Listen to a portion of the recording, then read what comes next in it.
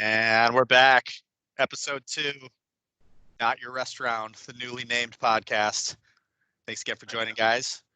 We've got a special guest, Professor George, namesake and moniker for Fargo BJJ. So thanks again for joining us, man. Awesome. Thanks for having me. So you're the first guest. Otherwise, it's been me and Matt gabbing away. So you're the illustrious first guest. No one better we could find. Awesome. Do things a little bit different than we have, obviously, bringing you on, and kind of one of the things that we wanted to do was one, give you the opportunity to kind of talk a little bit about your background, especially with a lot of folks that are listening to this are going to be students and folks that are at the gym that are either have been coming for a while or they're new to Fargo BJJ and they may not have a lot of the history and everything like that, and maybe not know you and kind of your and Sarah's background and kind of how you guys ended up in Fargo. So we're just gonna kind of put together some stuff and basically just kind of talk through everything with you. All right, let's do it. Trying to get set up here. Sorry, I'm a rookie. You're your own production manager, basically. Running everything. Yeah, I'm just trying to get my phone to not fall over. That's what's happening right now. Awesome. Right. Yes, we got. Matt basically put together practically a questionnaire here that we can run you through. But basically, yeah, I didn't look at it because I didn't want to like get too sucked into trying to come up with answers. I just wanted to be like off the cuff, really. So, yeah, let's do it. Yeah. So to start out with, just tell us about you. Like, what gives an introduction about who you are? Granted, most of the people that are listening probably already know you, but it's probably fair that there's some new students maybe who seen you around the gym, but maybe don't know your full story like Rob and I do. So why don't you just tell us about you? Well, man, I hate questions like that. They're not gonna all be like that. That's why I sent you the questions, bro. Just like I'm a dude from New Jersey. There you go. Yeah. I'm an old guy from New Jersey. I was just born and raised like right outside New York City, and yeah. What's the pull of Colorado? I feel like every time I listen to a podcast that's in Colorado, one of the guys is from New Jersey. Is it just as soon as you're of age, you beat feet out of New Jersey, or what? What's going on? No, I don't know about that. I think it's well, a lot of people go there for. Let's face it, it's beautiful over there. It is. It's spectacular. It's awesome, but I think you'd kind of just wind up there. I just wound up there. Like, I didn't go to Colorado specifically. I just went there because I had a job opportunity when I got out of the Army. Oh. I got out of the Army in 98. I was in Fort Bragg, North Carolina. And I've always been into fitness and bodybuilding and things like that. And I always wanted to have my own gym, like a Gold's Gym, like a Muscle Beach kind of thing. That's the kind of gym I always wanted to have. After the 90s, that kind of went down a drain. The fitness industry changed. Bodybuilding wasn't a thing anymore. But I was one of the first jobs I got when I got out of the Army. I started being a manager in the Gold's Gym in Fayetteville, right outside Fort Bragg. That was the first job I took outside. Well, when I got out, I did some private security contractor stuff and things like that. All the stuff that the Bragg people do when they get out. But I was really into fitness and I was really into bodybuilding in the 80s and 90s. So I was wanted to do that. And I always wanted to have a gym. So I started managing a Gold's Gym in Fayetteville. And after not too long, an opportunity came up. They needed I didn't work for the gym. I worked for a fitness management company called ACS, American Club System. And they ran those kind of corporate gyms. So usually like some celebrity sports star owned them or something like that. And then you just paid somebody to run it. So that company had an opportunity, had a gym in Boulder, Colorado, a world gym, actually, that was owned by some NBA guy. I don't even know who it is. He had a world gym in Boulder, Colorado, that was just doing terribly. Like, it was just losing money hand over fist. And he wanted to sell it, and he wanted to hire the company to send some guys over there, turn it around so they could sell it. And nobody wanted the job. It was terrible, right? So, and I was very low level in the company at the time. I was just like a sales manager guy. So they, me and two other guys volunteered to do it for the promise of, when if we pulled this off, they would give us our own gym. We'd be GMs. Okay. You know what I mean? So that's somewhere in the country. So I never intended to stay there. It was like I just went there to get this opportunity, and I showed up. I met these two other guys that were coming from other gyms in the States somewhere. Excuse me. And yeah, we met that day at the airport. Went in. I think it was like a year only. We turned the gym around, and they sold it. And they sold it to some local guys who turned it into a local gym that was called Mountain's Edge Fitness or something like that. And I wound up hanging out there for a while. But what made me actually be stranded in Boulder, because that's basically what happened. I got stranded there. Is it's a good place. It's not a bad place to get stranded, all things considered. Yeah. It was when after the deal was done, the new people came in and bought the place, and a new gym took over, and they brought in their own staff. So like there was no place for me, and the company that made us the deal, they reneged on it. Like, so they were like, we're not going to give you a gym. So they're like, you can go work as a manager in another gym somewhere. And the other two guys took it. Well, one guy, he did get a GM because he was basically the GM of this place, and me and the other dude were assistant GMs. And the guy that GM'd this whole operation, he got a gym, and then me and the other guy that were assistants, they just shafted us. The other guy wound up taking their deal and going to another place, and I told him to freaking fuck off, man. I'm out of here. So, and then to nothing, but I didn't have any job or anything like that. But by then, I was already training jiu-jitsu. I'd already met them all by that point, which is another reason why I didn't leave. So help me understand that. So the timeline wise, when you met Amal, had you already been training and fighting at that time? Like, had you been doing other martial arts, or was jiu-jitsu the very first thing that you started, like martial arts wise? Well, you got to understand, at that point, I'm like 30 years old already, because I'm out of the army already. I'm, wrapping up like my bodybuilding thing. And so I've been already training martial arts for like 15 years. I started training martial arts when I was like a teenager. Wow. Like that's one of the things that I was always into. Martial arts and fitness and music were my three things.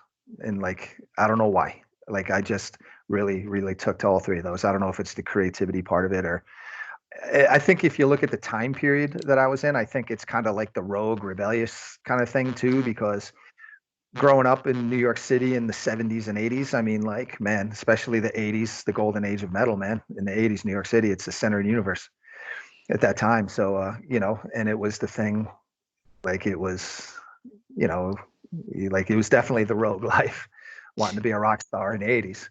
And martial arts was the same thing. It was this mysterious, and this is pre-internet, this is pre-internet. That's the problem with the internet today. There's no mystery with anything. You know what I mean? It was like rock in the 70s and 80s was like, man, a rock star. It was this mysterious thing that like you only dream about, And then same thing with martial arts. It had this mystique. And then in the 80s, when like all the in the 70s, you had Bruce Lee and stuff like that, and it was very mysterious. There was a lot of mystique. And then in the 80s, it was like all the ninja shit. And it's like, oh, ninjas, man. Like overseas, like there's things like the Shaolin Temple and ninjas and things like that. And it's like, man, it's so mysterious. And like, I just wanted to know all the secrets of the universe and everything like that. I guess I just felt like I was attracted to those kind of things. I didn't want to have a job or work in a freaking department store or something. It's ridiculous. Right. Well, and especially hanging out at some of like the New York hardcore shows that you would go to, like you also don't want to get your ass kicked, because those are like some pretty rough rooms back in the 80s, man. Yeah. And it was just a tough physical culture.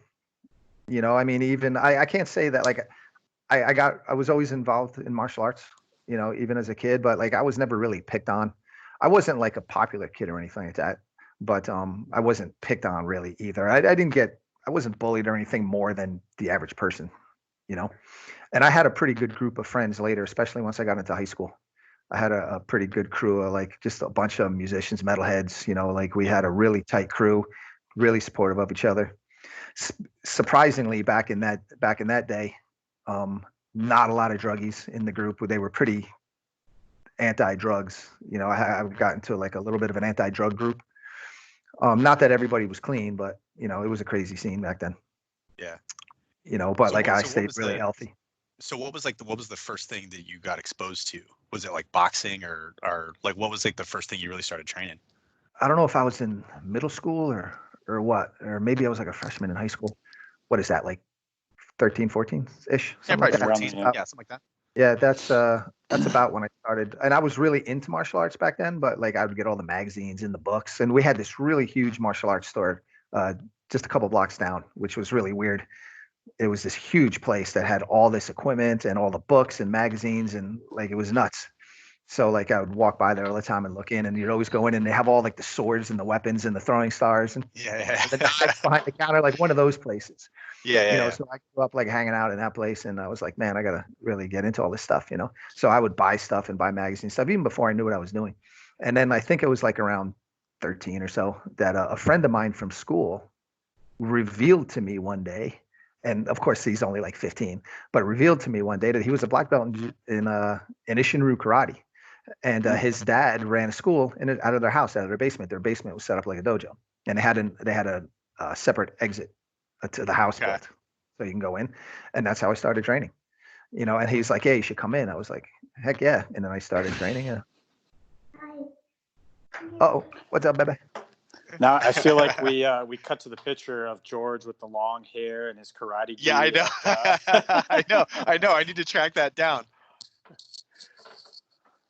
I know. I should have been prepared for that because there was a little stretch there where people were like, I don't know if somebody like found an old box of Polaroids or something, but there was like a bunch of pictures of George from the 70s and 80s that were just making its way on the Facebook page.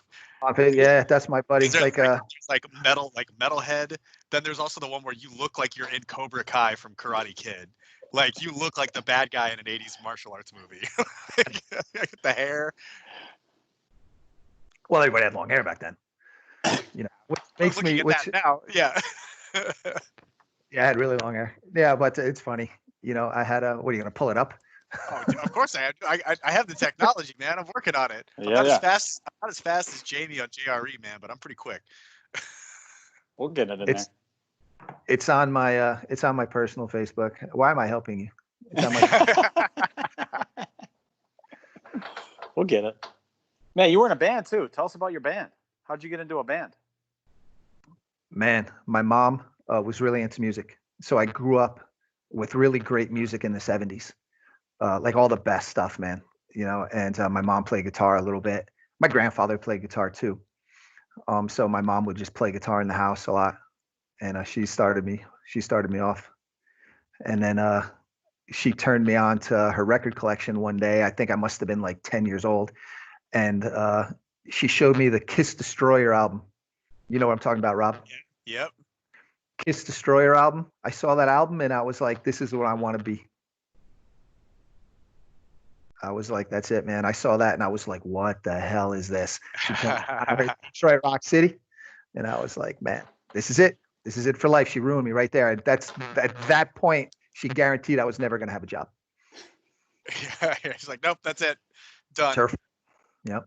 Talking about Mystique, like Kiss had to be the first time where you were blown away, right? Where, I mean, they're bringing out pyrotechnics. I mean, they're doing all sorts of crazy stuff. They had the costumes. Was anybody doing that before them?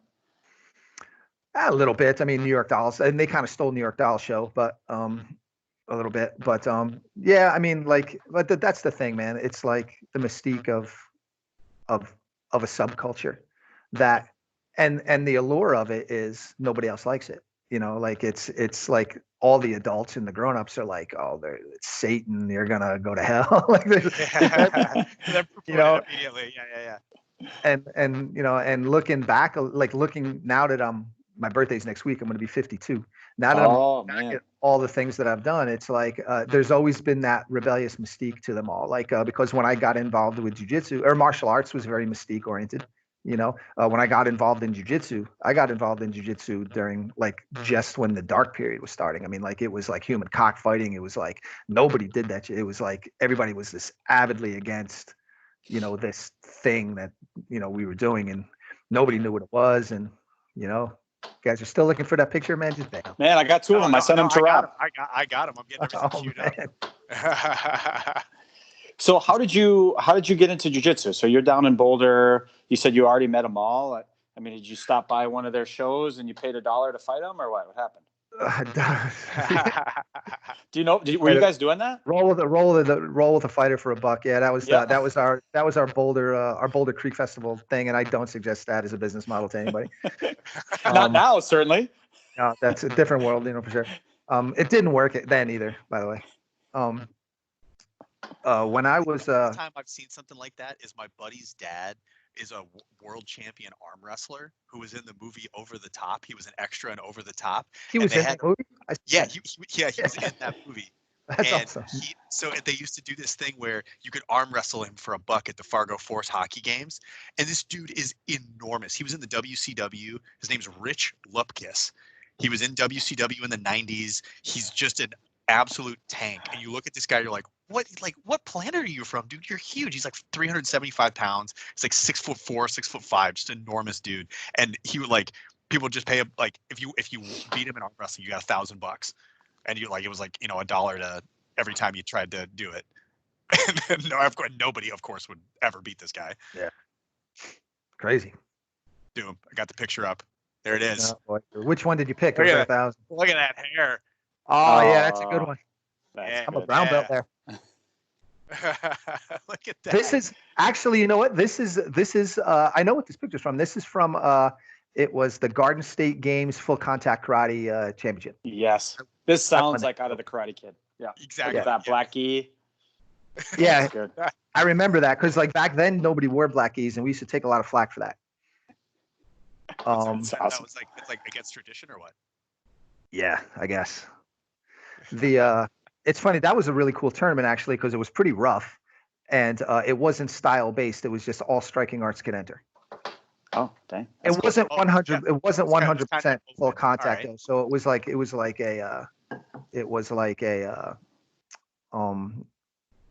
half. It was like a full contact, but they scored points too. Okay, So it would stop it after points, but you were going full on. Got it. And so you see other grappling or other striking arts and stuff other people would join outside of karate. Right. So there was all different styles there. It wasn't just that school that I was in. That was Oseki's Ishinryu actually. That was Ishinryu Okinawan style. That wasn't a real competition oriented school. That was more like a fighting place. But we would do tournaments every once in a while. Got it. So tell us how you met them all. I just walked in the gym one day. I knew about a Brazilian Jiu-Jitsu. I knew I wanted to train Brazilian Jiu-Jitsu long before that. There was just no place to go. Right. I watched the original UFC 1 in '93. So I knew about Jiu-Jitsus and I knew about the Gracies. I was actually living in Europe at the time in '93. So I didn't move back to the United States until '95. And then I moved to Boulder in '98. So from '93 to '98, it was just I knew about it, but there was just no information. Occasionally I'd run into somebody that knows a little something in the Army or something, but it was it wasn't a really great learning time unless you happened to be in Hawaii or in California or something. Right. But when I finally wound up in Boulder, the place that I first moved, the apartment that I was sharing with those other guys that were running the gym with me was just happened to be right across the street from where Amal opened up. Wow. Because he opened up in this little strip mall that ran parallel to a supermarket. It was a King Supers, I think it was called. It's the equivalent, their version of Hornbachers or whatever. Yep. And so how they have the huge mall or the huge supermarket, and then there's maybe a strip mall in the parking lot too, and that kind of stuff. And he was in one of those little side strip malls, and I was going in to every day because I went in to get my chicken and broccoli, and I came out and I just looked and it said Brazilian Jiu-Jitsu, and I was like, son of a bitch, look at that. So me and the guy, one of my friends from the gym who's really into it too, we just went in there one day. Actually, this is actually a funny story. I went in my first day. I went in with what was eventually going to be. He was one of my bodybuilding buddies, Sean, and one of my powerlifting trainer coaches, Dave Schiff, who used to work for Schwinn. And Dave was gigantic. He was 6'5", just humongous, neck tats, totally sleeved out. Like I think he had a mohawk at the time even, and me and Sean were just super. I mean, I was like 240, super yoked, like 235 ish. Just freaking, and we just walk in there, and Jay Jack is teaching. Oh, of course, yeah. We walk in there, and it's like he's teaching. There's like, I don't know, like 3 or 4 guys in there, and we just sit down. Don't ask any questions. Not interested in any information. I just sit down and want to watch because I already kind of know I want to do this. This is something I already know about. Like I don't. And back then, nobody knew anything about jiu-jitsu. So anybody who walked in the gym, especially looking like us, they just want to fight. So I remember like we walked in and sat down. I was like super excited, and Jay looks at us. Like the class, everybody just stops and everybody just turns around and looks, and Jay's like,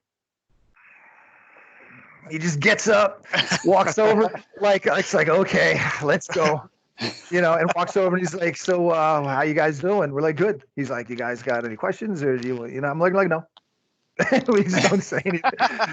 He's like, can I help you? He's like, oh, we just want to check it out. And he's like, okay, and I don't remember when I actually rolled with Elliot. I don't know if it was that time or I think I came back later by myself because I don't think Amal was there that time. I remember I came back and met with Amal in his office, and I think maybe Elliot was there. I think maybe they scheduled me to come back and do like an intro or something like that. And then when I came back, it was Elliot, and like he's like, okay, come on out here. You can do whatever you want. Let's go. That's it. That was the intro. Like, and then I basically went at him, and like he rolled me up for like 10 minutes, and man, it was the freaking most awesome thing.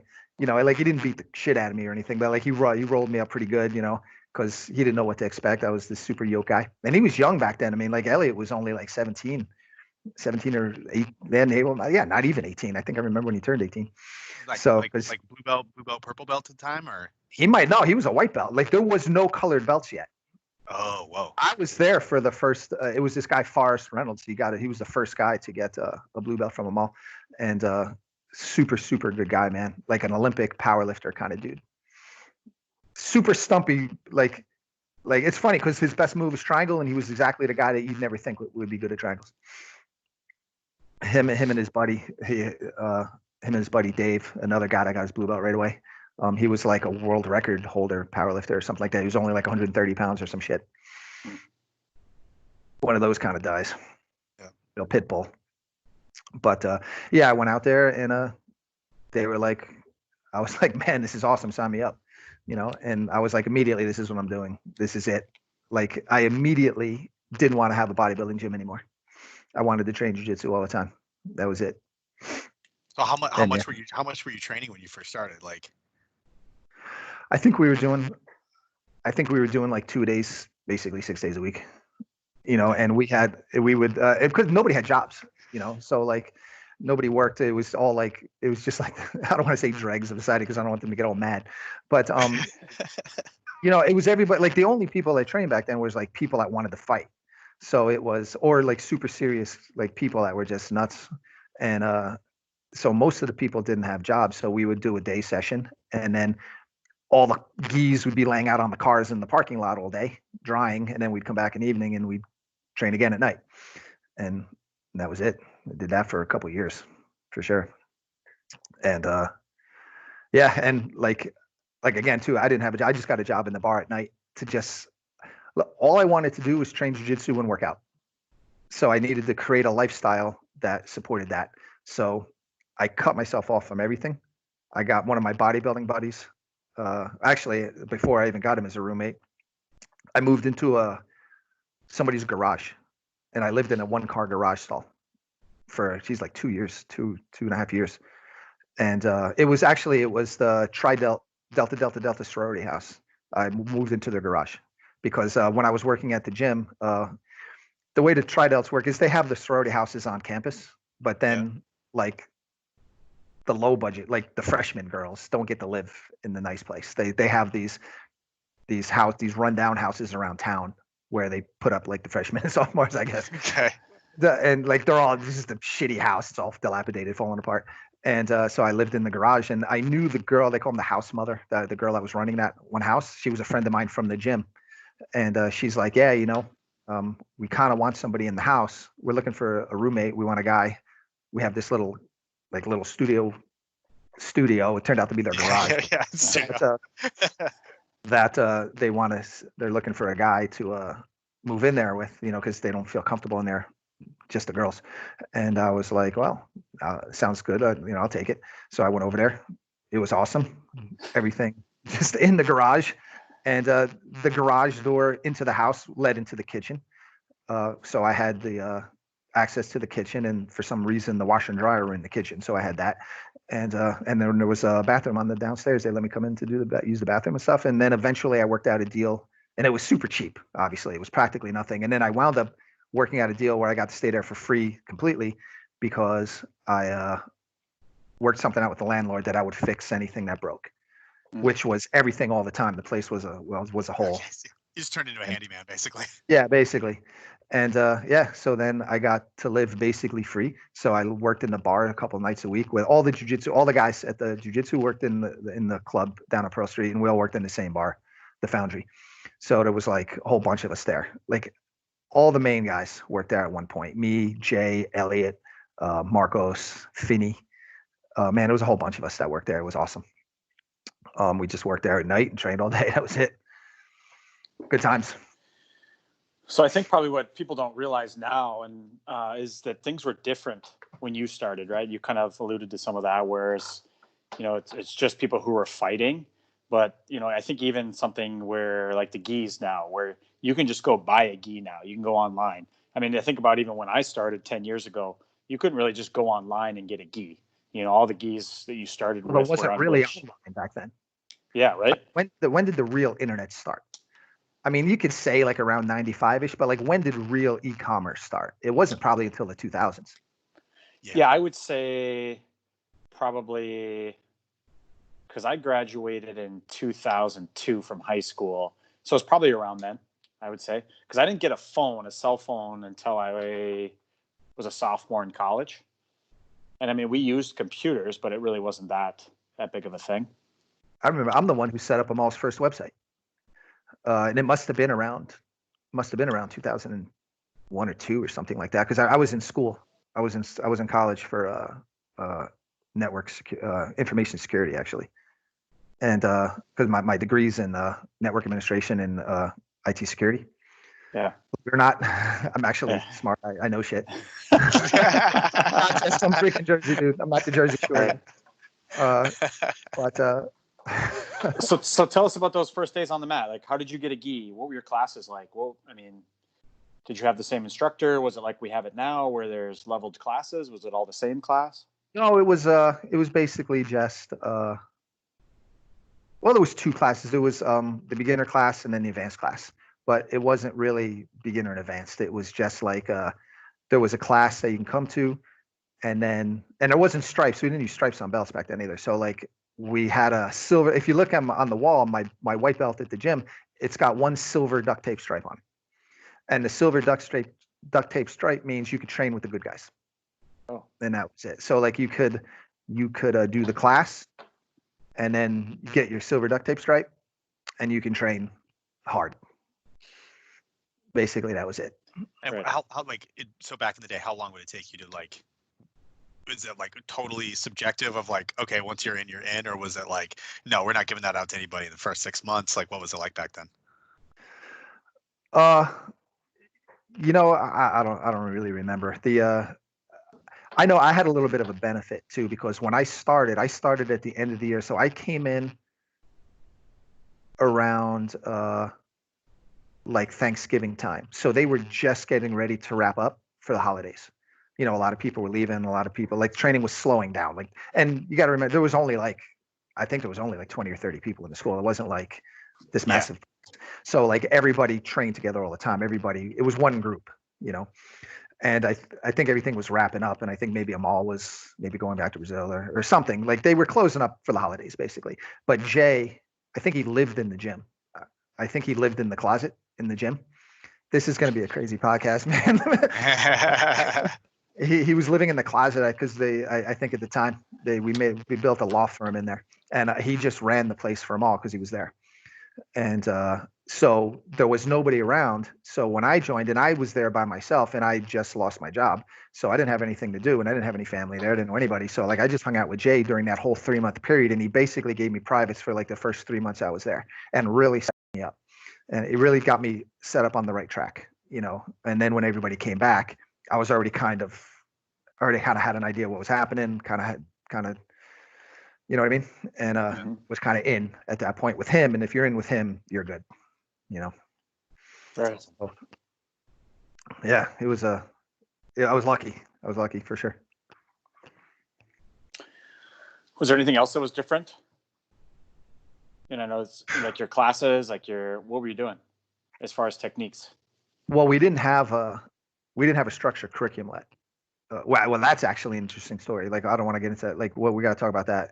But you know, back then it was like, you know, what do you want to learn? Here's a move. Now we're training. You know, and we train hard. What you were talking about the other day about like Nicky Rod, how like he just trains hard and then they just work. They just, what are you messing up on? Let's just fix it, and then just train hard. Yeah. It was much similar to that. Right. You know, it was much more similar to that. Like we would go over some stuff, train hard, works or it doesn't. Right. and you know, maybe go over to have some questions, train hard, you know, and yeah. And so what was the technique situation like? Because I think what people take for granted now is that, you know, so I can go to class, I can learn stuff from one of the coaches or one of the professors, and then I can supplement that with YouTube at home. But I think what they forget is that there was jiu-jitsu when there wasn't YouTube, right? So yeah, how are you guys getting new techniques? Was Amal going to see Henzo in New York on a regular basis? Was people coming through? The thing is, like, people were super secretive about the techniques back then, like, because like it wasn't like a free for all on you. Now everybody shares everything because you have to, you know, because everybody, if they don't learn from you, they're gonna learn from somebody else. But Amal was a purple belt when I joined, actually. So he was still going back and forth to Brazil on a regular basis. I think he was going to Henzo's in New York like at least once a month or so. Like he was doing like one long weekend a month, and then go to Brazil a couple times a year. And yeah, and like the thing about that is, this is like what I call like before the jiu-jitsu big bang, I like to call it. Like it was still the singularity, you know, like Rio was still the singularity. Everybody was still there. So that's one of the reasons why Amal knows everybody, man. That guy is a freaking social butterfly like you wouldn't believe. He literally knows everybody everywhere. Like you wouldn't believe it. But the thing is, he knew everybody back before they exploded out. It would be almost impossible to develop a social network today like Amal has, you know, with everybody so spread out. You'd literally be on the road 365 to try and do something like that. But everybody was, jiu-jitsu was much more condensed. So, and less evolved for sure, you know, because remember, like back then, jiu-jitsu was like jiu-jitsu, competition, fighting, Vale Tudo, because it wasn't MMA, like was barely a thing. Like it was all the same thing. Like I walk into a class, like a class could be gi, no gi. We could be shooting takedowns on a guy with boxing gloves. That was just a regular week, you know, all that stuff, you know. So, you know, slap fighting without the gi, you know, with the gi, you know. So how I competed in jiu-jitsu was the same way I would fight in the street. It's the same way that we fought in the ring before, you know, before like there was a huge evolution of each individual sport. So everything was the same to me. Like MMA was jiu-jitsu, you know, and fighting was jiu-jitsu. It was just all just jiu-jitsu. You did some of that old school tough man stuff too, didn't you? Was that while you were training jiu-jitsu? Yeah, but that was boxing. Right. Yeah, I did. Yeah. That was when I first started. Like as soon as I started training jiu-jitsu, I stopped doing all that other shit. Right. You know, the kickboxing and the boxing and stuff like that, and the tough man. Like I just wanted to do jiu-jitsu after that. And you mentioned that when you guys started training, Amal was a purple belt. I mean, how rare was that at the time that somebody had a purple belt anywhere? We were, let alone America. Yeah. We were like gods when we were walking around. I mean, like the tournament situation, like we would come rolling in and it was like, man, it was awesome. Unless you were, like I said, like in Hawaii or California, or you happened to be somewhere. I think maybe Florida had some good stuff going on at the time, but like that was it, you know. And the tournament scene was the Wild West. You know, there wasn't jiu-jitsu tournaments. you just had to roll into like some kind of martial arts expo or something like that, and they would have a mat thrown in the back room somewhere where nobody would see because nobody cared, and they would be like sign up for a grappling competition, and the rules were, it was just crazy. Like it could be anything. Like there was, nobody knew how to keep score, nobody knew what things were. They didn't, like, you had to start from your knees, you had to start standing. It was just crazy. And like people didn't have any kind of, a lot of people didn't have jujitsu training, you know, so it was just grappling of whatever. So it was Wild West, man. this was like white and blue belt. I mean, like there, you know, it got better, you know, as it got more popular. But you know, the early times, it was kind of fun. And again, too, it had that mystique and that rebellious mystique because you'd come rolling in as a grappler. We'd come into like the CK was the Colorado Karate Association, was a huge association of martial arts schools, and there was like dozens of karate schools, and they each one would take a month of the year and run an event. So there was a competition every month, and then the big one was the slam tournament, which had, geez, man, it seemed like there was 1,000 people there. It had like 10 mats going. But there would always be like in the back corner, the grapplers, and you'd come rolling in and like, you know, that everybody's looking at you funny, you know, and you like it, man. You like it, you know? So, yeah. And then people would enter and these crazy, we'd have these crazy rolls. Man, that reminds me, I was watching a podcast recently. One of these, what's the guy's name? Rob, do you know him? He's trying to look him up here. He's one of these he's taken it upon himself to be a jiu-jitsu historian. He does a lot of stuff with flow grappling. But he did the match from the Arnold, and this is a long time ago, but I think it was Panda Pan and Jeff Munson. And it was the one, Professor, you were telling me about this, where there was a rule where you couldn't do a can opener. And so, yeah. So that was like the Grappler's Quest and like Naga. I wasn't a big Naga guy. We were big Grappler's Quest guys. We'd go down to Las Vegas and do Grappler's Quest a lot. And that was the early Grappler's Quest days was really, that was like that would be like the Grapplers version of the UFC of the day. You know, I mean, it was like all the famous people like were there. Like I even remember seeing like a lot of Brazilian guys were there, like Matt and Mark Hughes, Jeff Monson. I mean, like, man, that whole scene, that whole era, all the old school guys, what's his name? West Side Strangler guy. Chris Brennan, right. You know, even Frank Mir, what's his name? Big Country, like all those guys, you know, it was cool seeing all those dudes there. But I almost got into a fight with Matt Hughes' brother, Mark, in the stands because he was talking shit to Sarah one time. Like, but this was like, I don't think you could just brush over that story. We gotta hear more about that story. That's it. Nothing ever became of it. Like everybody just kind of walked away. But not talking. She was like hitting on her. That's there's actually Sarah got into you see the 1001 submission DVDs that they used to come out with and stuff like that? Yeah, back in the day. Right. Sarah's in the very first one. Her match with Ghazi Parman when Ghazi was a purple belt and Sarah was still a white belt, I think, or blue belt. That's how little there was no women back then. Right. So like Sarah hates that. She's gonna be mad that I brought it up. Now we're gonna go find it. That's like, well, it's on 1001 submissions, the first one, because I think they came out with a second, which is easy, but not easy when you're getting armbar triangle, getting flying through the air. I think she popped her arm too. Okay. But yes, that would back to like your question. There was Monson had that neck crank thing, man, and they made some kind of crazy rule where like, and this is a progression. This was later already because it progressed. They like you could do anything because back in those early ones, man, you could do anything, crank and necks and all kinds of shit. And then they took the neck crank away, and then the people that were crankers like Monson, they complained, right, that they needed it, you know, and then they said they complained that they needed to pass the guard, and so they said, okay, you can crank the neck to open the guard, but you can't finish. Like, how are you gonna moderate that, right? Right. So like, and I don't remember. It was, I think it was Petapano.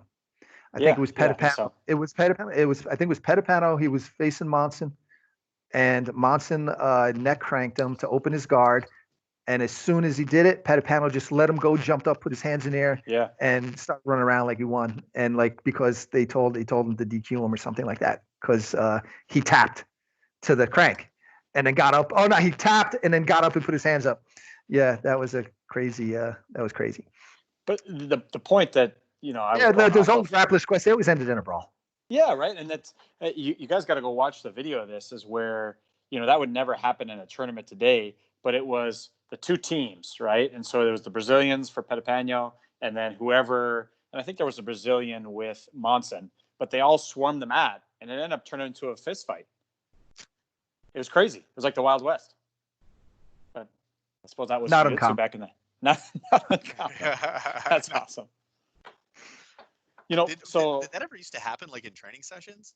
Like, did stuff ever get like? Because you and I have talked about this, George, like how training sessions were different back in the day. But did you ever see like did it ever turn into scraps? No, no way. No. Everybody was really close and took good care of each other. At least at our gym. I don't know what it was like anywhere else, but no, like we were definitely a team and we took good care of each other and like we were tight for sure. Nobody was going to hurt anybody on purpose. People got hurt, but like not any more than I think they do now. Just from training, but it wasn't like. But if you had like, did you just have like randos that would just come in and like, it's like, oh, hey, I want to come in here, like just people Gracie coming off the challenge street, match. Gracie Let's challenge go. stuff, and just like, yeah, okay, I mean that was the tail end of that, but Okay. like when I was like a white belt and maybe even blue belt still, like there was still the occasional guy to come in and want to test their fucking kung fu or something. And Jay would, there's a couple of good Jay stories from back then, but yeah, like guys would come in and like it's the Tai Chi guys, man. They're the worst, man. Jesus Christ, the kung fu guys. I don't know if it's just Boulder had a big population of them or what, but like it seemed like every other week, like some Tai Chi guy was coming in saying that like they'll just tear your ear off if you try and guillotine or something. It was crazy. Like rip your ear off. I mean, really, of all things. Yeah. Right. Yeah. So, as far as instructors, was it just a mall or did you have people coming through? I know that, we've had Seneca up to our gym a few times. Like, how were you introduced to Seneca? Well, Seneca was one of Amal's primary instructors. And so did he come up to Colorado quite often or how did that work? Yeah, he did. Amal used to bring him up. Amal, I think, was pretty influential in getting him set up in the States, actually, like getting his own thing going here. But yeah, he used to come up a lot. And like I said, there wasn't a lot happening in America. So when guys would come through, they'd always have to come through the Denver before they split off to wherever they were going. And Amal knew everyone. So everybody always stopped by and hung out at Boulder for a little while, a few days or a week or so, and we've had, man, it seems like we had all like a lot of the big name guys back in the day. And even guys that Amal knew that were nobodies back then. I remember Amal he was like, man, there's this brown belt. He's going to come up and stay with us for a while. He's this brown belt. He's tearing it up. He's just crushing it. He won the brown belt world championships like twice, and he's going to win this year too. And I'm like, Jesus Christ, why is he still a brown belt? But like, he's like, he's this guy. He's going to, when you come up, make sure you train with him on coming. He came up, man. And like, he was super yoked dude. And like, it was just killer, just rolled us up for like a few days. And yeah, it was home of Bal. Yeah. I think I met Braulio the same way. Braulio, I think, was a brown belt when he came in. I think. I'm not sure, but Braulio used to come up a lot. Gordo was there a few times, I think. We had Hoyler up. Even Eddie Bravo. We had Eddie Bravo up there one time. Man, I can't think. Man, is that what started the decline, the dislike of Eddie Bravo? Right there, he came to your gym and he just. No, because he beat Hoyler in the ADCC. That's where the tension started. For him, you mean with me personally? I don't think it's a secret that you don't like Eddie Bravo or the 10th Planet System. No, I don't dislike him. I don't dislike him. I'm just not a fan of the system because. Sure, okay. Because I don't think it's true jiu-jitsu. Okay. Because it requires a specific physical attribute that not everybody has.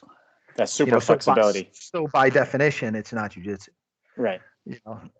But still, I mean, grappling. I mean, like whatever submission grappling, you can call it whatever you want.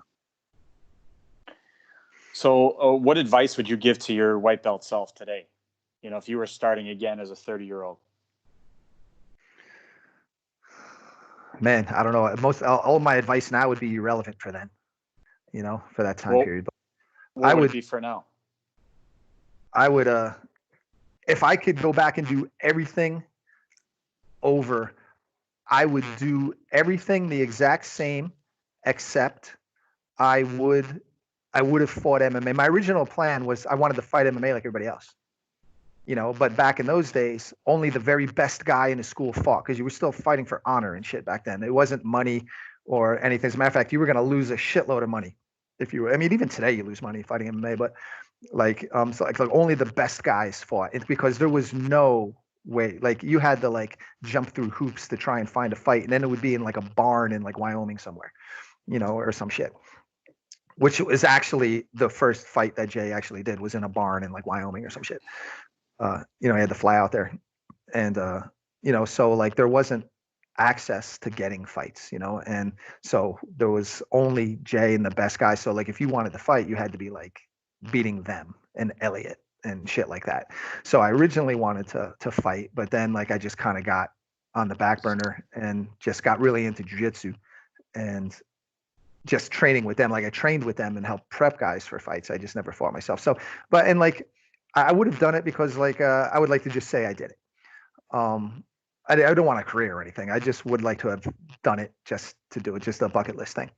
And the second thing I would do is take physical better care of myself. Just not the recovery stuff and kind of the just yeah.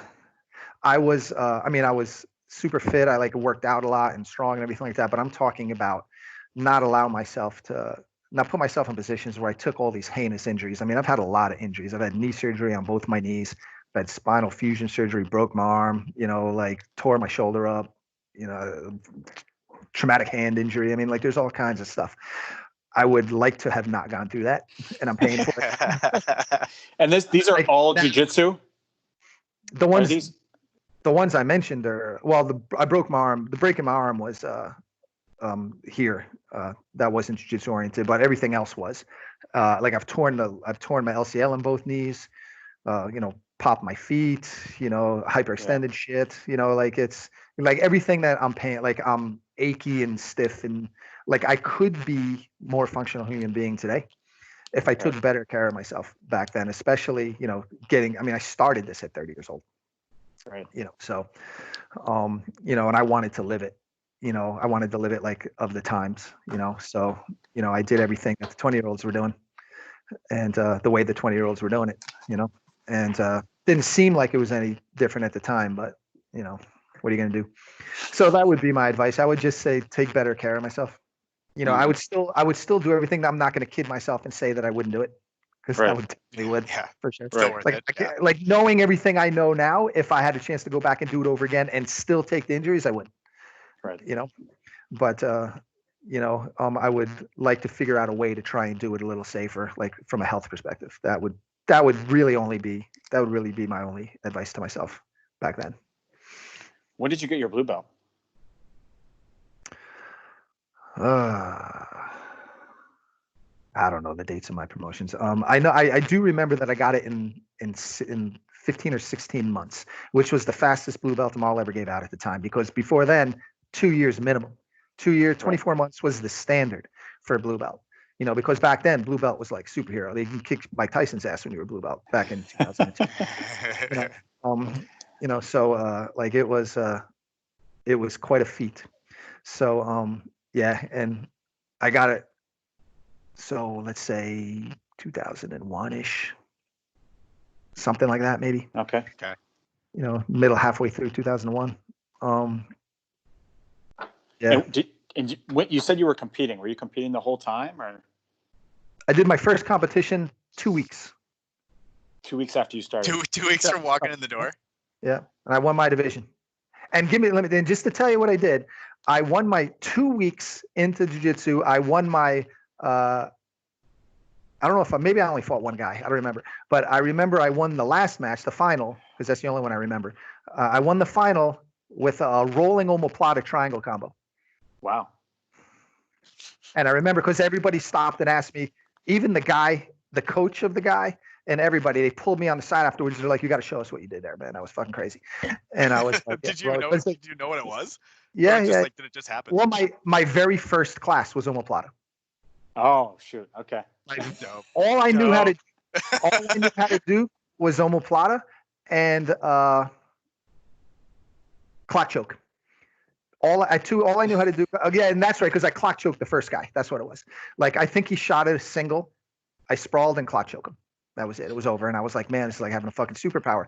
And then, and then the guy shot a single, put me down onto my knee, and I just rolled omoplata like Seneca. I think maybe Seneca shot rolling omoplata. Single like defense And the, where you just roll through. and the guy pulled up and just spun me right into the triangle. Boom, and I nailed that shit. And you want to talk about feeling like a rock star? That was better than any stage experience I had.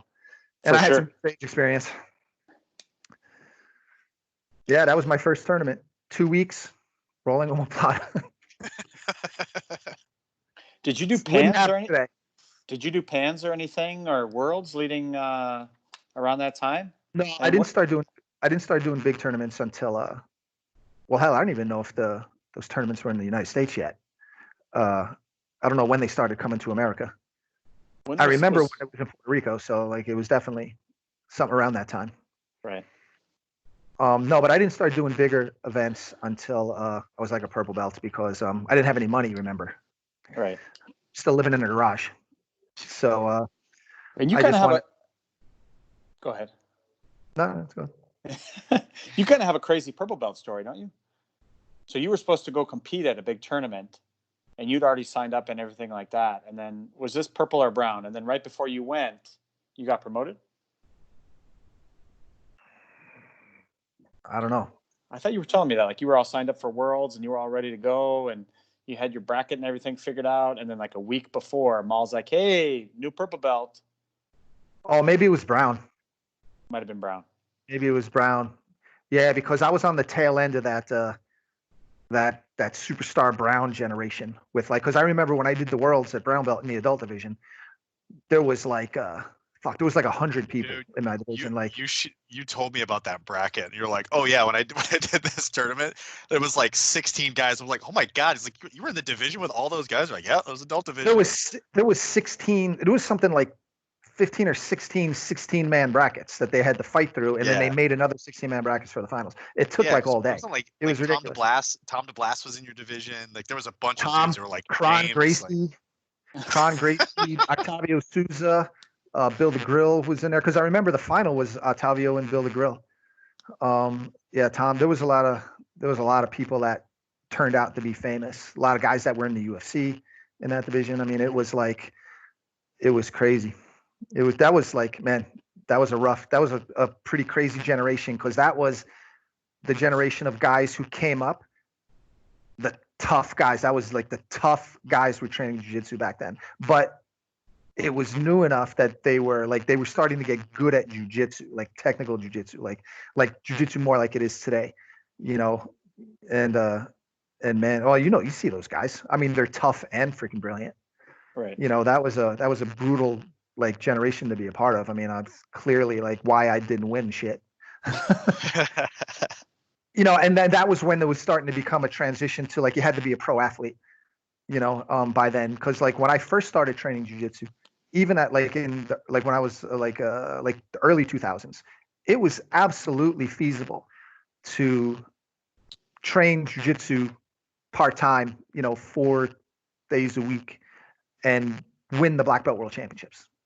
You know, there was guys doing it back then. Like that was the end of that. You know, they became professional athletes not too long after I started.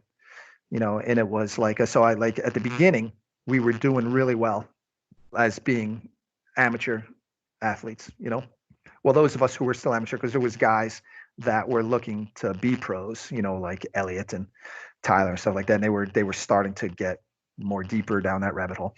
But yeah, like by the time I became a purple belt, like you had to be good to win shit, you know. Who was your main training partner back then? Well, all the guys, and Jay, Elliot. I think like as those guys started taking off and going their own way, like there was a period where like Elliot got on like one of the early Ultimate Fighters, and then the MMA guys started really splitting off, and then man, like obviously Amal, but then I would go through like Nick Klein.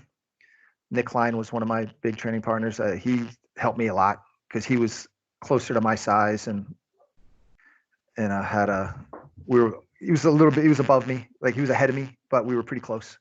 Right. We did the same brackets and stuff. And so Klein was one of my instructors, was one of my main coaches for a long time. And Jay, I went through a phase where Jay was my main coach for a long time. Then once I was a purple belt and I took over the Denver school, Busy, Mario Claire he kind of became my coach for a while, and guys there. And then Elliot was always in and out. And like, it was very communal, right. It wasn't just one coach, it was more like, it was a communal situation, and then you were just getting influenced by these guys. Amal was the boss. He was doing everything. I guess as far as main instructors, it was Amal and Jay. Right. Elliot got in there eventually too as the primary coaches, I guess. For us, for our generation, and then we all became coaches. Right. Everybody else. So you mentioned that you went to the Denver school. So how did that happen? I mean, did you start coaching at Boulder and then you got offered Denver, or how did that? Well, I started coaching right away. I was probably, because remember, there wasn't a lot of guys. And so like I was part of that original group, I guess, of people that came up. And so as soon as we made the decision that we wanted to expand the school, he needed coaches, and plus he traveled a lot still. I mean, Amal was still competing himself and traveling and training, and stuff. So Amal was always in and out, and Jay would take over, and, he couldn't do everything all the time. So he needed other coaches. And so I took the Saturday morning class. I was a Saturday morning coach for like ever. It was terrible because I worked Friday nights. Oh, brutal.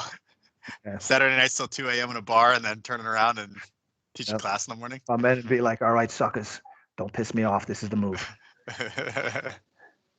But so like that's actually a funny story too, because I had just graduated college. This was 2004, and I had just graduated college, and I got my first job in IT that lasted 9 months. That's as long as I ever worked in the industry, 9 months for level 3 communications in Boulder as a security analyst there. And I'm so glad. It was brutally terrible job. I'm not cut out for corporate environment, man, for sure. I was sitting in the computer lab, and Amal calls me up, and he's like, hey, I'm thinking about opening up another school, or I'm opening up another school. I want you to run it. Now, I don't know how many people they asked before me. I would imagine a lot, and they'll turn them down. But the thing is, like going back to the beginning, I mean, like, I want to have a gym, right. This is what I want to do with my life someday. And I thought that this was a good opportunity to learn the biz, and do it, and so like he calls me up and he's like, yeah, I want you to run it. And I just got this job. Like, I mean, I'm not like, I'm just like, this is like 9 months in and making a lot of money. Like, we're set. I'm set up for life. That my life is complete now. Like, cause I'm with Sarah at this point. We actually, I think we were still renting a house, but like Sarah was a guidance counselor in high school for 10 years. So she's tenured and she's making bank, as a tenured high school guidance counselor. And like, I'm making bank, and we're like, our life is going to be good. Right. We're set. And, Amal calls me up and he's like, yeah, I want you to run the gym. And he's like, how much are you making over there? And I told him, I don't remember how many thousands a month I'm making, and he's like, yeah, well, I can't pay you that. And I'm like, well, hold up, because I'm clearly not happy at this place. So I'm like, well, hold up. What are we talking about here? He's like, well, this is what he said. He said, go home, add up all your bills, add like $300 to it, and that's what I pay you.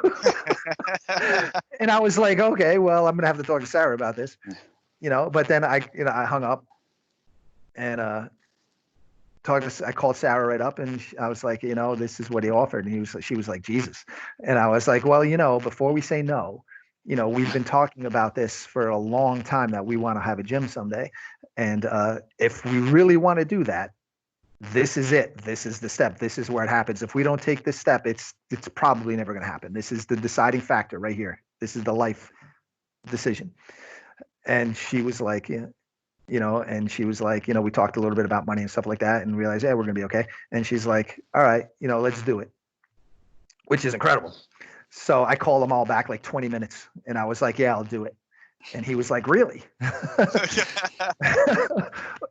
Excuse me. And yeah, and that was it. That was all it was. I mean, it was that. Like, he called me up out of the blue, just asked a wild fucking question, and like I took the wild freaking chance, and that was it. I told him he had to wait 2 weeks. I said, because I said I don't want to just bail on these people. So like I hung up the phone, went right in the office, said I'm leaving. This is my 2 weeks, and they said and okay, and that was it. Bye. That was, because obviously I'm still training at night, and like I think I might have still been teaching. I don't even remember, but like yeah, and then we just got that Denver gym going, and like we had no fucking idea what we were doing then. Like we thought we knew what we were doing back then, and like I felt really good about it, but like looking back now, it's like, man, like again, everything is the Wild West. It's crazy, and yeah. And so what does that look like? I mean, people know our school. People have maybe been to other schools. I've been to the new Denver location where it's basically. Well, it wasn't there. That wasn't there was a different Denver location. They moved the gym since I left. Because we were in like. Yeah, so it was the same kind of thing. And you were telling me before it was like 2 mats the size of fold-out mats. And you guys had classes going all the time. No, well, the first time, the mat that we had was probably like half the size of ours. And maybe a little bigger, maybe about 2/3, but it was cool. It was cool for a long time. And when I was there, it didn't blow up. It didn't blow up until after I left. Because they wound up taking over. There was a smoker friendly next door, or like a smoke shop, and they took over that place, busted the wall down, put another mat, and that's where they had the little mat that was like crazy. And then I remember, I think I brought Dave Tofty down to Colorado early in our career when they were still at that location, and I went in there, man, and it was off the hook. I couldn't believe it. Like, the place was packed. It was non-functional. The place was packed. It was totally foggy because it was so fogged up from sweat, and they had the main mat going. I think they had a jiu-jitsu class and a kickboxing class going on simultaneously on the same mat. And then Elliot had his advanced no-gi training, which was a mat the size of a freaking bathroom. I mean, like there was like 20 people on it, and like it was sweaty, soaking wet. You couldn't do anything. You were sliding all over the place. And I was like, I told Elliot, and then like there was a new person coming off the mat, and he sat him on a bench right in the middle of this mayhem and tried to present him right there, like sign him up.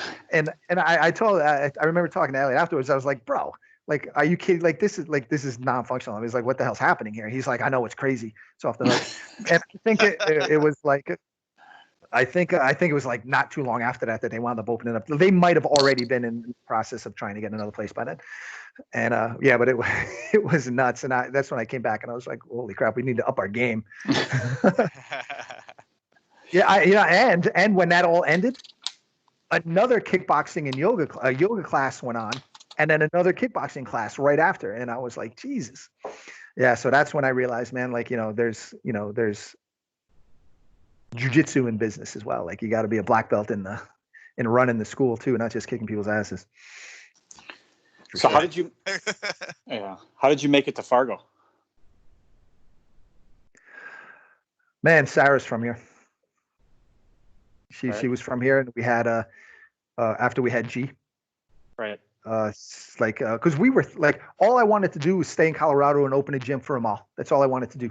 I wanted to run an Easton gym, and that was it. And we were thinking about running a gym for him or running our own gym under him. Right. I wanted to run our own gym under him.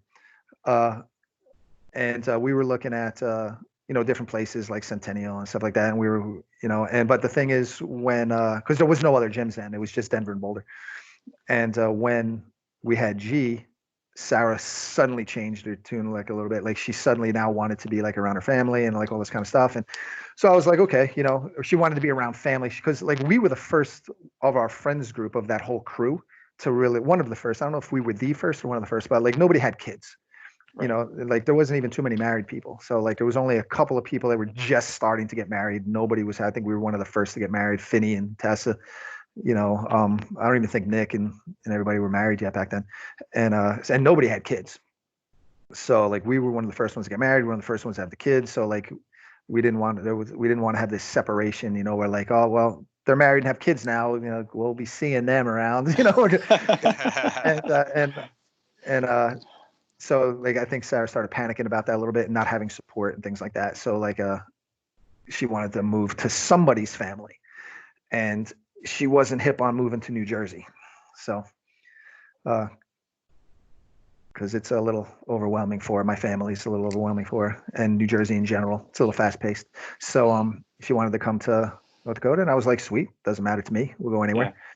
You know, we can do a gym anywhere. It doesn't matter to me. You know, and yeah, we just came we made the decision. We made the decision to move about a year out, because I remember I set up the Fargo BJJ website and started setting up, started advertising and creating an email list and all that kind of stuff like a year before we moved here. When when we opened in 2008, I already had like 100 people like on a waiting list ready to go. That's awesome. So we opened up like day one and just rocked it out. And that was August 2008, right? I mean, you recently posted that picture to Facebook of your first class. Our first class was August 2008. Yeah, that's cool. And that was at the 13th Avenue spot, yep, right? 13th. Yep. Yeah, because I remember, because I was in college at the time, so I graduated college from Morehead State in 2008, and I remember when that place opened up, because I used to drive that way. There was stuff like the mall and stuff. Coming over from Morehead, I would drive by there all the time, and I was like, oh, like there's Brazilian Jiu-Jitsu place there. That looks cool. And I remember, I think it was at some point, I'm trying to remember when I talked because I knew Ben Keene from college, and I'd heard that Ben was training there. I was like, oh, dude, you train there? And I ended up getting connected with him, and then I ended up working with Bailey at one point in time. And Bailey had mentioned, he's like, oh yeah, you should come in and train. You should come in and train. And ended up being, I think it was like 2014 when I actually ended up coming in and doing a class. It was a long time, but I remember I always knew where it was because I drive by it all the time, and I was like, oh man, the place was cool. Yeah, that was a good spot, man. I wish we could have stayed there. It was just like we got just like new to business, so got a bad deal, and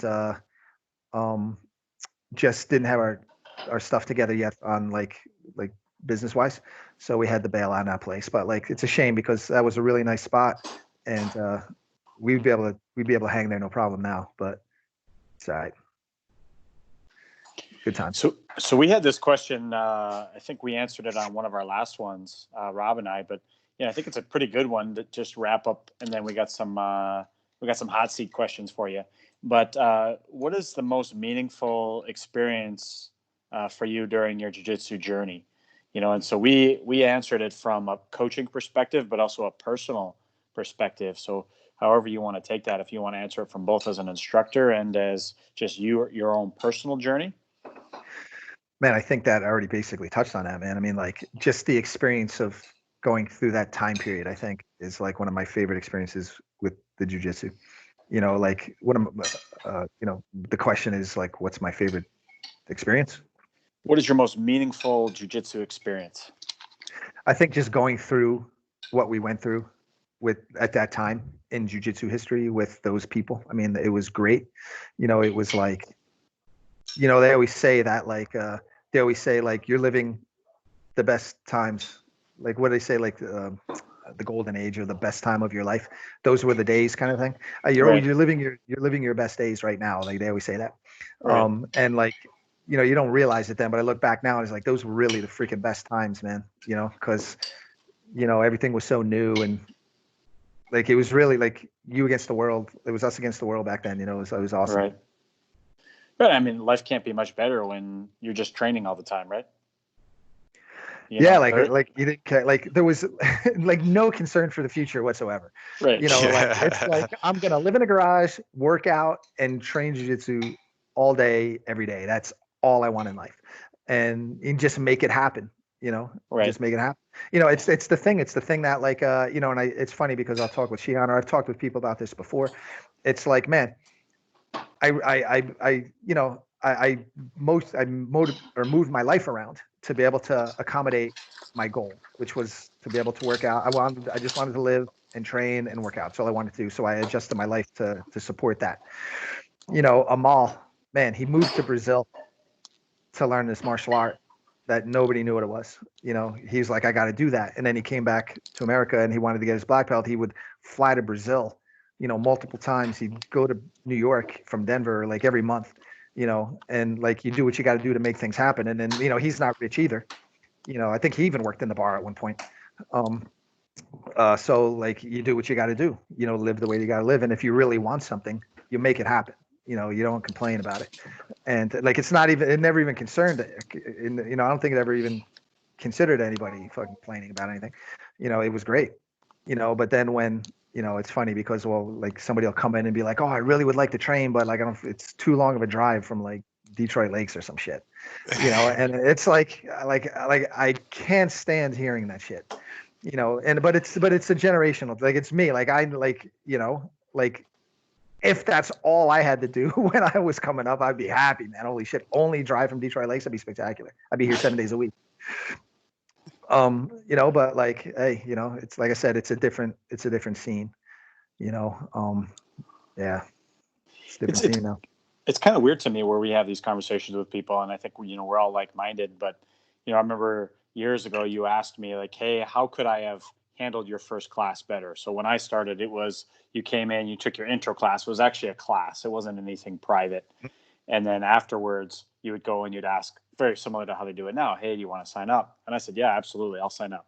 And you asked me, you know, how could we have made that better for you? I said, you guys had me from the minute. Like I did my research. I was ready to go. I walked in. Like that just happened to be my first day was the first time I could come in. And so, yeah, I was ready to sign up. And you were telling us the story about how Amal came to you one time and said, hey, I'm gonna increase the monthly dues. You remember that story? Oh, that was just a hypothetical. That didn't really happen. But that didn't really happen. No. Like, no, because I was gonna say like, and this is just like my spin on a story that I think most people tell their students. You know, back in the day, you know, like I was at Ricardo Almeida's school in New Jersey. We all went up there. Another great thing, Amal used to take us everywhere and it was spectacular. I was up training with Ricardo's school. And I remember one of the things he was talking about was, what if, he said, what if Henzo it told him he could train for free until he gets a black belt. Then when he gets a black belt, just pay me whatever you think it was worth. Man, it's crazy. He's like, it'd be millions, it'd be price. There's no price you could possibly put on it because everything he has is because of Henzo training him. Right. You know, his school, his life, his children, like his livelihood, everything. I mean, like there's everything. You can't put a price on it. And that's the kind of thing. It's like, how do you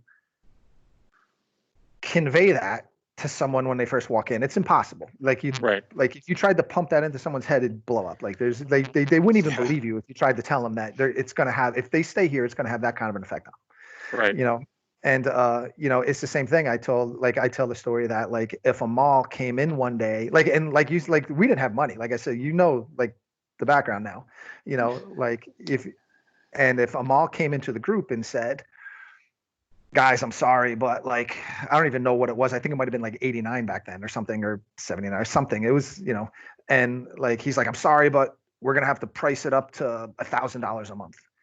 Like, I mean, you'd hear a lot of him and Han. People would be like, oh, Jesus Christ, I'm all, oh man, you know, but like, I don't think anybody would consider quitting. Like it would be like, he'd walk out of the room. They'd be like, okay, we got to figure this out now. He'd walk out of the room and we'd be like, okay, what the fuck how are we going to get $1,000? You know, like, what are we going to do? You know, like, cause you know, and that would be it. And like, I guarantee you we'd all come up with it, you know. I'd have to get another job. Yeah. Because I'm gonna have to get creative at the front door.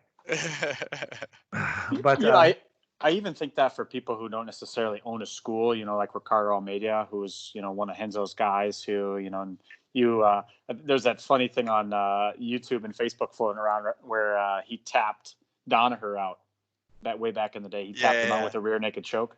Yeah, Danaher's like a blue belt. Yeah. Well, he's got the headgear on and the mullet. Oh, for sure. Ricardo's a black belt. I know that training set that footage has floated around before. I think that was when Almeida was prepping for Pancrase in Japan. No doubt. But just that, like somebody who maybe is a black belt or, even a purple belt, brown belt, and they don't necessarily own a school. Maybe they've instructed a little bit, but maybe they're just a hobbyist. I think you could do that same question and say, hey, how much is that belt worth to you? And I think just about everybody would say priceless, right? I'd hope so. Because even you, jiu-jitsu's given you your entire life. I mean, you said outside of the military, the only real job you've had, you worked for 9 months. But, if somebody said, hey, everything, all the knowledge that's part of your black belt, I'll write you a check, and I automatically get that, right? And then you have to start over. Would you take that deal? No way, man. There's no way. Right. Exactly. I would just lose all my knowledge of everything. You would lose all your knowledge of jiu-jitsu, and I would just write you a check, whatever you wanted. I have a blank check, and then I just absorb all your jiu-jitsu. I don't think there's anybody. I don't think there's anybody. No, of course not. Right? That would take that. Right. No, for sure. Yeah, because I think it's like you said, it's part of the experience, right? Where I think even of my time, one of the questions we got was, these white belt questions. What would you do differently if you could start over again? I was like, I think all my experiences up into this point have made me who I am, better or for worse. So, yeah. And they're important. They're important. Yeah. Like even the failures and the bad things. Like I said, the only thing I would do is try and convince myself to be a little bit smarter with my health. Right, recovery stuff. But I certainly would still be doing the crazy things. I would just be trying to not get hurt. Maybe be a little bit more focused.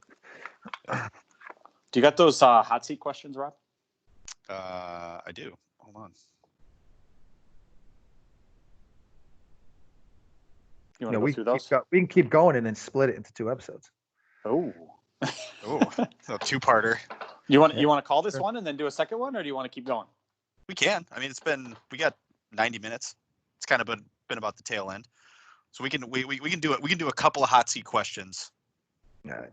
So this is basically like this or that, right? You got to pick one, and you can justify it or not. It's up to you. All right. Which hot seat question number 1: gi or no gi? Gi. Figured. What does that mean? It's just funny. Because I've had this conversation with him. I would have guessed that that's what he picked. Well, I would pick gi, but I love no gi. But if I could only do one and compete in both, it would be the gi. Historically, I have a much better win and finish record in no gi actually, and most of our training back in the day was in the gi. And I competed. We didn't do a lot of no gi, but we competed no gi a lot. And like I said, my winning record, my win-loss record, and my submission percentage is much higher in no gi. Something interesting you said to me, and I think maybe just different, but you said that as you've aged, you tend to prefer no gi as well because you think it's easier on your body. Well, people debate this. Like a lot of people think that no gi maybe be harder or whatever. All of my injuries have come from the gi. There's no question. I think a lot of it depends on your style, because if you're an offensive attacking kind of person, I think you'll find gi is easier. If you're more of a defensive guy, I think you'll find no gi easier. I find no gi to be way easier than gi, substantially. It's because I'm a very, very fundamentally oriented defensive fighter. I'm concerned about not being held in position and being able to get out of position, and that is easy as hell in no gi. It's very hard to be held down. I'm not concerned with finishing, which is ironic because my finishing percentage is way higher in no gi.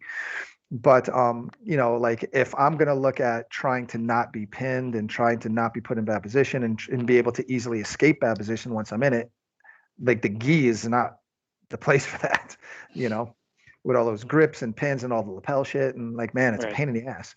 Right. And my jiu-jitsu is more fundamentally oriented. I have a much more fundamentally sound game. I don't do a lot of fancy stuff, which is much more conducive to no gi. The no gi, because of the lack of grips, has maintained more fundamentally sound than the gi game. The gi game has become obnoxious, because of all cool. Yeah. You know, Okay. like Yeah. cool. Like it's cool, man. It's cool shit. But like it's really separated itself from like real fighting. And like for me, jujitsu's always been around real fighting and martial arts in general because my whole love for martial arts was the fighting aspect of it. Like I went through phases when I was younger in karate and stuff like that, where especially in the pre-internet day, I talked about the mystique. I was really infatuated with that Eastern philosophy culture and like, I thought, I wanted to be like maybe go to the Buddhist temple or something, the Shaolin temple at one time. And like, I think every teenager in the 80s thinks that. But like, ultimately, I evolved into like, what do I really want out of martial arts? And I want to be able to fuck people up. So that's, I want to be able to kick people's asses. I want to fight. I want unarmed combat, is the ultimate expression of challenge in sport, in my opinion. So like that's what I always pursued, so I pursued the martial arts that led to that. And then of course when I get to jiu-jitsu, Brazilian jiu-jitsu was the ultimate expression of that. So yeah, and then like that's what my focus is in, because like there's too much stuff. I can't be interested in being like a functional performance and Middle Eastern or Far Eastern philosophy and like what they're doing in the Shaolin Temple these days. Like I can't keep track of all that shit. I just want you know I just want to fight, and I want to be good at fighting at like the physical function of the martial art. I even went through a period where I didn't even call it martial art. I called it martial science because martial science is the war fighting aspect, the science of fighting. Right. Like when you say martial art, it implies like all this religious and spiritual philosophical stuff, which I basically walked away from like in my 20s. So like Yeah. I just want to have the physical ability, Right. and that's to me that's what I focus on. Right. So. All right. We're gonna move to other questions. I'm not gonna ask you the old school or new school question because I'm pretty sure I know it. I kind of want you to ask him that. That's why I wrote it. All right. Let's do it. Old school or new school? Well, the thing is, I like new school. I think like evolution is important. Like you can't be stagnated, because that's what the problem with the traditional martial arts was. You have to evolve. The only thing is you got to make sure that your evolution is heading in the right direction. It's got to be functional. When you take away the performance, then the evolution dies. Like what happened was with traditional martial art. Like if you go back to like the 1970s, excuse me, if you go back to like the 1970s and look at anybody who was training taekwondo in the 1970s, they were freaking badasses. Those guys were real fighters. By the end of the 80s, by the 90s, I mean, like it was a joke. It was childcare by that point. You know what I mean? So what happened? Like they stopped fighting. I mean, like the Olympics, became unrealistic. The sport taekwondo became unrealistic. The folk, like the real, I know what I'm trying to say. I'm doing a terrible job of saying it. The actual test, to what's real or not, like got taken away, and then it got left to people's bag. Like you can do whatever you want now. There's no threat of being exposed. There's no, the performance isn't being judged under crucial criteria anymore.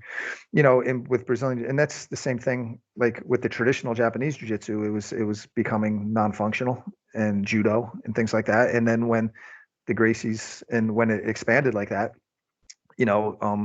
they threw all that tradition to the side and they were fighting in the streets, man.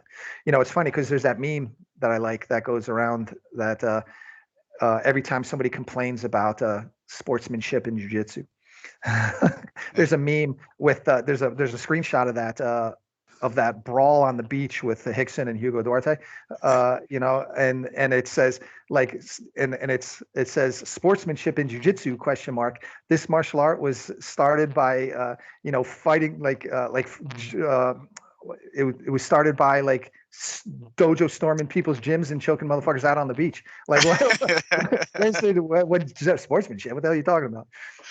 But yeah, like when people wanted to actually be able to have a successful business doing it, everything has to settle down, and you got to the problem was they wanted to be recognized as a real sport now. Right. There's that legitimacy where there's other factors that also influence what's going on. Not just, okay, well, who wins a fight? It's like, okay, well, fight's a fight, as opposed to is this a viable sport? Is this a viable business? Is it, you know, some of those other things that end up impacting it? So does that, here's another question for you. Is it, do you prefer like either watching or competing in tournaments? Do you prefer sub only or points? I don't care, man. I'll compete in anything, any rules. I don't care. Like, and that's the way I've always been, even before jujitsu. But like, I just like to fight and compete. I love competing. Like, it's really hard for me to be old and hurt. You know, like I'm one of those guys that don't age well. You know, um, I see. As a matter of fact, I prefer that there doesn't become a standardized rule set. Like I prefer that, like it's points, it's no points, it's these rules, it's that rules, everything changes all the time, because that keeps evolution flowing and that keeps people well-rounded. I think as soon as you standardize something, you immediately lose the effectiveness of it, because everything that doesn't help you achieve your goal in that rule set gets thrown to the wayside, even if it's important for something else, you know. And that's really like what I was trying to say before with the other martial arts. As soon as something becomes standardized, it just goes out the window. So lack of standard, I'm avidly against standardization in jiu-jitsu. I'm hugely opposing to like jiu-jitsu ever being in the Olympics or anything like that. I'm like avidly anti jiu-jitsu in the Olympics. That would be the worst thing that could ever happen. Yeah, you know, because like, and this is another pet peeve. People that complain about rules at a tournament in the rules meeting. You can't do a knee bar. You can't do this. You can't do that. It's like, I thought this was a jiu-jitsu tournament. It's like, man, because again, it's a generational thing. Like I came up where like you rolled into a place, we're not even sure if they're having a tournament for grapplers, and then you roll in. There's like sometimes you just have to throw it together right there, and then it's like, okay, these are the rules. You can't do this. You can't do this. You can't do this. This is allowed. Don't do this. And you're like, okay, I'm good. Let's go. You know, and you just got to wing it like that. And you just got to be able to, like, you got to have a full game, and you got to have the self-control enough to be able to say, okay, I can't grab a guy's knee, so I'm just not going to do it. And like, you mean to tell me that like the guy arguing about the knee bar in the clip is like his whole chance of winning, like his whole purpose for being there revolves around that one move. Like it's make or break. Like, man, the guy shouldn't be competing at all then, if like that's the only thing, if that's going to make or break him winning this fucking thing, you know. And like I like the skill.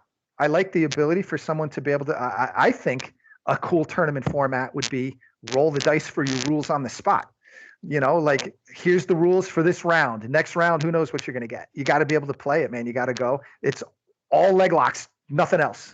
You know, it's all of the body, gi, no gi. You got to be able to go at a moment's notice at any time with anything. I mean, like you should be able to do that. Anybody who's competent should be able to do that at any time. You know, so yeah. So like, I'm not a big fan of like any rules. I don't care. Okay. You know, it doesn't matter. It's not going to affect me. All right. So takedown or guard pull. What are you doing?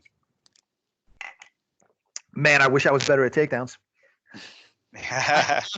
I have to pull guard sometimes because like I can't get a takedown, but like I would love to be able to take somebody down. You know, I don't think one's better than the other. I think they're both advantageous and they both have their place. You know, there's definitely times when guard pull is the right choice. You know, in modern MMA, or not in modern MMA, in a modern sport, jiu-jitsu, obviously the guards are very dangerous in their most dominant position. So pulling straight into one is an advantage, you know, and getting a takedown into someone's most dangerous position is not always an advantage anymore, you know, like unless you can, and it's hard to do a clean takedown straight to side controller to mount in the gi. It's a little bit more doable in no gi. I mean, you're a little safer. Like I said, it's more defensive or offensive, like the no gi. It's a little safer to get a takedown. But I mean, yeah, I mean, and in a sports setting with points, limited time, you know, like it's understandable why people pull guard. Let me put it that way. You know, It's definitely understandable for sure. All right, last one, $1 million match. So $1 million, you win this match. What are you doing? Pulling half guard. Okay. pulling half guard to sweep. Pulling half guard. Yep. Well, Oh, you Yeah, know, like what's the forecast? say like essentially what's your game plan? Well, who am I fighting? Just some guy. So some guy, big Gordon tournament. Ryan. Yeah. Gordon Ryan. You win your $1 Like million. that question is irrelevant, because if it was some guy or Garden Ryan, I'm still pulling half guard and sweeping. You know, like you know, it's just the question of am I going to do it or not? You know, because if you say like $1 million, if I want that $1 million, that's my, you know, that's my best move. So I'm Right. pulling half guard sweeping, you know, for sure. Right. I've been Okay. pulling half guard and sweeping since I was a white belt. All right. Well, that's it. Thanks again for coming on. It's been I even learned some stuff today, because you and I have had a lot of conversations about some of the history stuff, but I got a couple of things that I didn't know about. So this is awesome. Cool. You have anything else you want to say? We'll do it in the next one. All right. All right. Awesome. Well, Thanks, guys. thanks again, and I appreciate everybody listening. Keep following around for the next one, and we'll see you on the next time. Bye. All right. Later.